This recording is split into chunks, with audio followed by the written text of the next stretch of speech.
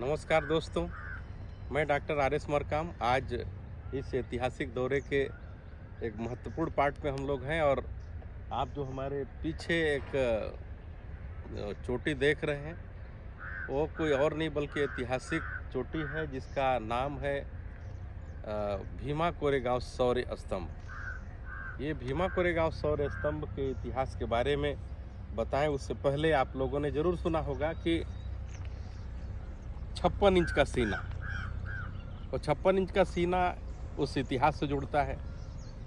और आपने सुना है कि भीमा भीमा ये नदी है। आप यहाँ पे देख सकते हैं नदी जो लगभग 12 मास चलता रहता है। और इस नदी के बाजू में जो गांव है, इस गांव का नाम है कोरेगांव। 1 जनवरी 1818 को जब सुबह पूरी दुनिया जगती है और हमें कह सकते हैं कि नए साल का जो आगाज होता है, संवत की अगर सन के आधार पर देखा जाए तो इसको अंग्रेज़ों ने निर्माण किया जनवरी फरवरी माह, लेकिन वो 1 जनवरी आज की स्थिति में हम नए साल के जश्न के तौर पे मनाते हैं। तो उस समय जश्न यहाँ पे अगर देखा जाए तो एक जीत का जश्न था, और वो जीत का जश्न कोई और नहीं बल्कि भारत के अंदर हजारों साल की जो सामाजिक व्यवस्था है, जिस व्यवस्था ने लोगों को गुलाम बना करके रखा था, उनके सारे अधिकार को छीन करके रखा था। और वो अधिकार ये था कि उसको मानवीय जो व्यवस्था का दर्जा मिलना चाहिए। खास तौर पे अछूतों को जो महाराष्ट्र के अंदर महार के नाम से जाने जाते हैं, मराठा तो नहीं कहेंगे, यहाँ पे पेशवाई जो शासन था, उन्होंने गले में हांडी और पीछे झाड़ू लगाने का जो कानून बनाया था, मनुस्मृति को लागू करके शासन चला रहे थे।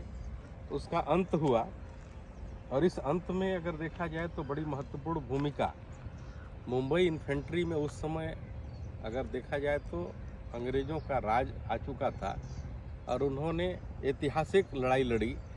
और ये कह सकते हैं कि भारत को अगर अंतिम जो राजा के तौर पे उन्होंने पूरे संपूर्ण भारत पे जो कब्जा जमाया, वो ये एरिया था। 1 जनवरी 1818 उस ऐतिहासिक दिन का नाम है। और कहा ही जाता है कि यहाँ पे जो लड़ाई लड़ी गई, वो लड़ाई 500 सूरवीर जो महार रेजिमेंट के लोग थे, उन लोगों ने जीती। क्योंकि अंग्रेज जो आधुनिक हथियार से लैस थे, जब पता ये चला कि इस इलाके में 20,000 घुड़सवार और 500 सैनिकों का दल जब मराठा शासन जब पेशवा शासन का यहाँ पे आया, तो लोग एक तरीके से चाह रहे थे कि चलो वापस हो जाते हैं मुंबई के लिए, क्योंकि हमारे पास उतनी सैनिकों की व्यवस्था नहीं है। लेकिन महार रेजिमेंट के योद्धाओं ने कहा कि नहीं, लड़ाई हम लड़ेंगे और लड़ाई को जीतेंगे। और 31 तारीख का जो दिन है 1817 का, लड़ाई उस दिन से चालू हुई। और रात भर के बाद अगले सुबह की जो बात आई कि 28,000 जो पेशवाई सैनिक था, उनका कत्लेआम करके इस नदी जो भीमा नदी है, इस भीमा नदी के अंदर लोगों की लाशें बिछ गई थी। लोग इधर उधर पड़े हुए थे, लेकिन खून की नदियाँ, इस खून की नदियाँ जिसको कहते हैं, इसमें लाल रंग का प्रवाहित होने लगा था। ऐसे सूरवीर महार रेजिमेंट के लोगों को सैल्यूट करने के लिए न केवल आम जनता ही आते हैं, इतिहास ये कहता है कि डॉक्टर BR अम्बेडकर, मान्यवर कांशीराम और अभी के जो बड़े बड़े खासतौर पे जो बहुजन समुदाय के नेता हैं, वो भी आते हैं। और हम ऐसा कह सकते हैं कि इस देश के अंदर जो दलितों की बात करते हैं, मूल निवासी बहुजनों की बात नहीं, बल्कि दलितों के जो पैरोकार हैं, खासतौर पे राष्ट्रीय दल के जो राजनीतिक पार्टियां हैं, मैंने पूरे बोर्ड के अंदर पुणे से यहाँ तक कोरेगांव तक हम देख रहे हैं, जब तो पता ये चलता है कि एक भी उनके होर्डिंग बोर्डिंग इस बात के लिए नहीं लगे हैं कि शौर्य दिन मनाना चाहिए।